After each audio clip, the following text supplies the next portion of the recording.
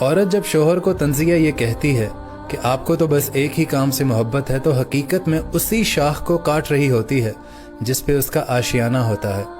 یہی ایک محبت ہے جب وہ اپنی ماں اور بہن سے نہیں کر سکتا، اور یہی محبت میاں اور بیوی کے درمیان پل کی حیثیت رکھتی ہے۔ یہ کوئی عیب نہیں ہے جس کا تانا دیا جائے، سنجیدگی سے غور کیا جائے تو اس رشتے کے علاوہ عورت سے مرد کا کیا تعلق ہے؟ یہی وہ عمل ہے جس سے مودود اور رحمت ہوتی ہے، جس کا حوالہ اللہ تعالیٰ نے قرآن پاک میں بھی دیا ہے۔ اور اللہ کی نشانیوں میں سے یہ بھی ہے کہ اس نے تمہاری جن سے تمہاری بیویاں بنائیں تاکہ تم ان سے سکون پاؤ، اور رکھی تمہارے درمیان مودود اور رحمت۔ اس میں بڑی نشانیاں ہیں غور و فکر کرنے والے لوگوں کے لیے۔